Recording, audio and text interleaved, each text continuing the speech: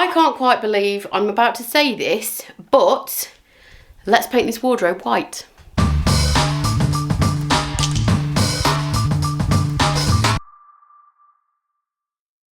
Welcome back to my YouTube channel. Yes, if you are unfamiliar with my work, you know that I like colour, pattern, all the things.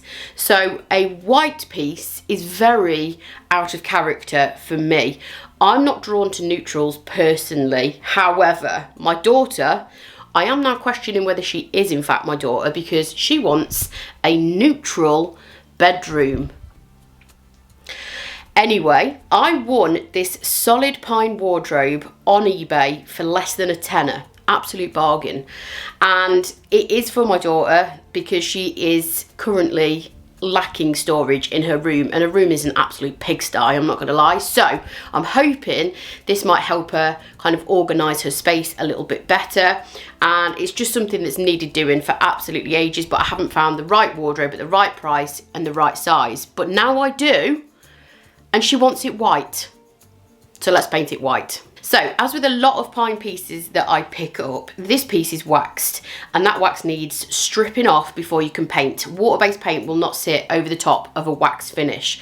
The way you tell if something is waxed is actually quite easy.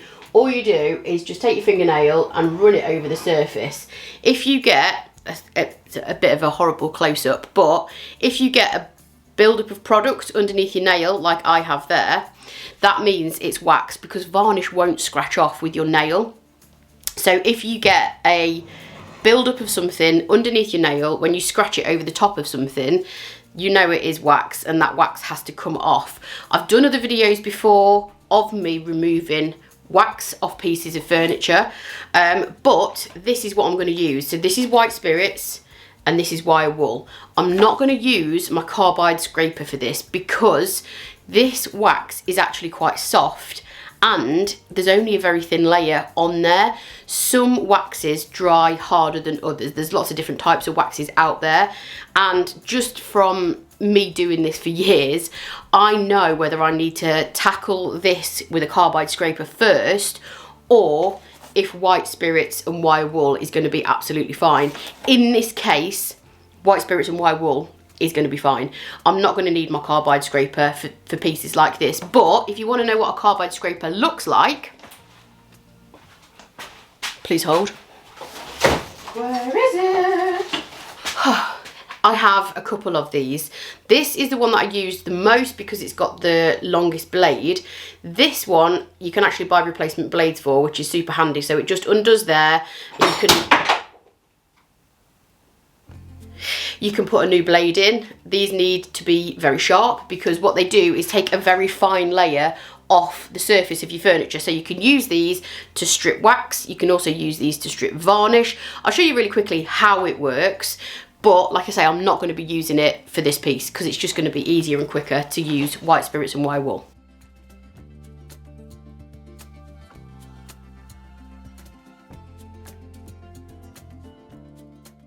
So as you can see, it just takes off a very fine layer. Because the blade is so sharp, it does take off a very fine layer. It just helps you remove the majority of the wax before you go in with your white spirits and your wire wool. You don't have to use one of these, but it does save time if the wax is very durable, it's very hard, or it's really thick. So that's when I'd use this. But like I say, for the third time, I'm not going to use it on this piece. I'm just going to go straight in with wire wool and white spirits. So obviously this is a liquid, and when you put it on here, it's going to run down. So I always try and tip my furniture on its side so that I'm working on a flat surface, which means this isn't just going to pour down on the floor. But I'm not going to be tipping this in 3 different directions so that I can work on a flat surface. So we're going to be working on an upright surface, which is absolutely fine. The other thing you're going to need, as well as white spirits and wire wool, is a rag to remove the gunk before it has a chance to evaporate. And probably wear gloves when you do this, but I haven't got any, so I'm not gonna. So essentially, all you're doing is using the white spirits to remove the wax, which it does by dissolving it. Your wire wool just helps kind of agitate it off the surface, and then you use your rag to remove that residue off the surface. And that is your wax right there that's been dissolved with the white spirits. So I would recommend working in small sections so that your white spirits doesn't have a chance to evaporate or dry again before you've removed it with your rag. And that is pretty much, in a nutshell, how you remove wax. It is an extra step in terms of prep versus if you were doing something that was varnish, because you don't have to strip varnish before you paint something, but you do have to strip wax. So that's a short and sweet version of how I strip wax off furniture. If you did want to know how I do it in any more detail or depth, I've got a slightly longer video on my YouTube channel, which I'll link top right now.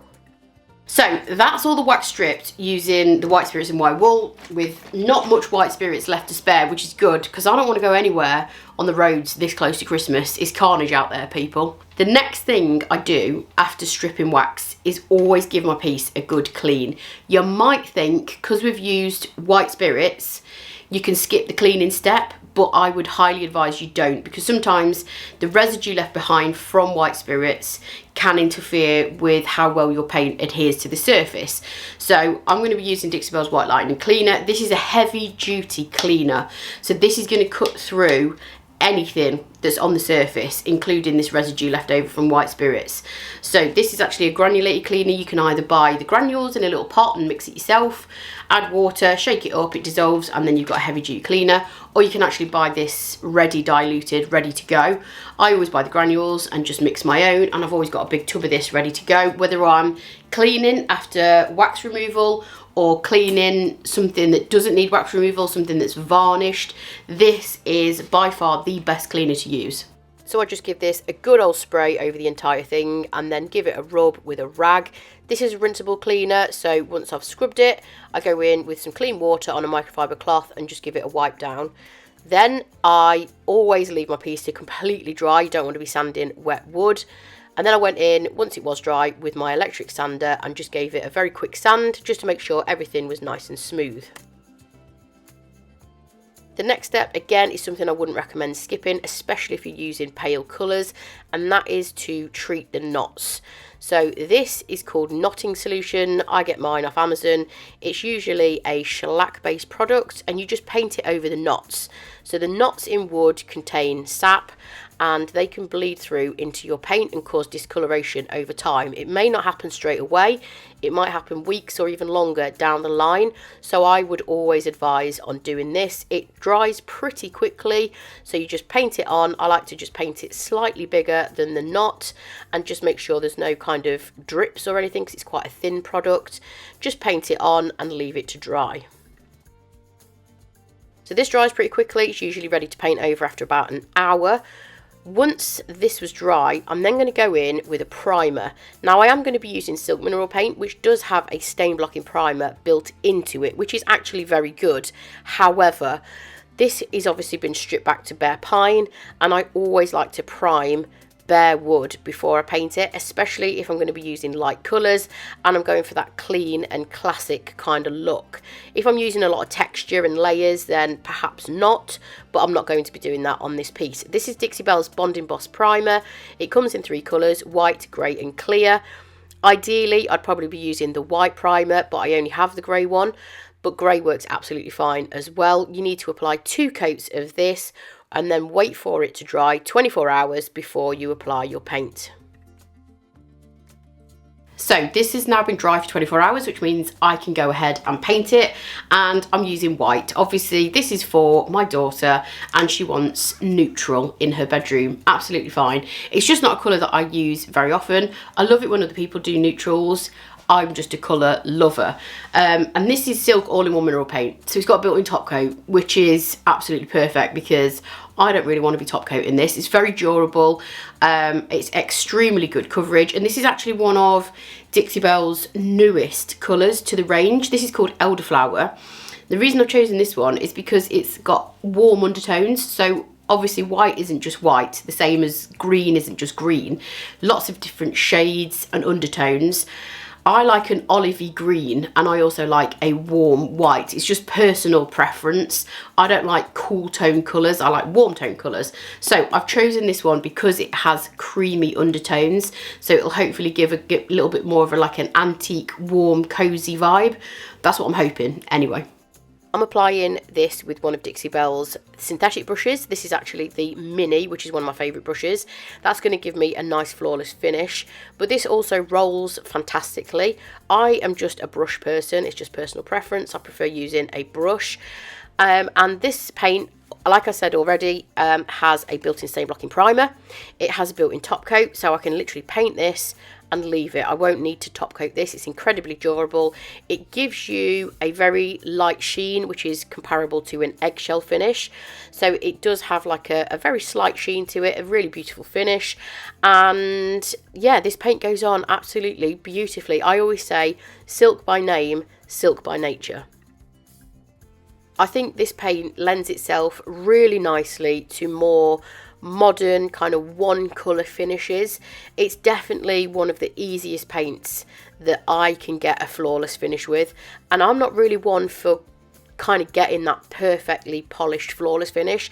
If you followed me for a while, you'll know I like using texture and layers and colour and stencils and all the things. So this isn't something that I have a huge amount of practice doing, but if I can get a finish like this, I know that you can get a finish like this as well with silk. So it is a really nice product to use, and like I say, the fact that it's got the built-in stain blocking primer and the built-in top coat is just absolutely fantastic for me, because again, I'm not a massive fan of top coating. It's just something that I'm not that great at and don't enjoy doing. So this product for me is absolutely fantastic. And usually I will do commission pieces in this when people just want a piece of furniture, painting a colour. This is my go-to. Just so you know, I did 3 coats of this in total and used just over half a tub of paint, because I get asked that question quite a lot. And that is pretty much it. Here's a few close-ups of the finished look. I actually put the original pine handles back on because I think it looks nice and cottagey and that kind of farmhousey, cottagey vibe. And here's the final piece. So I've just had the approval from the very fussy client. She's happy, I'm happy, and don't worry, I will be returning to my usual colourful projects in the next video. Don't forget to hit the subscribe button. Thank you for watching as always, and I'll catch you next time. Bye.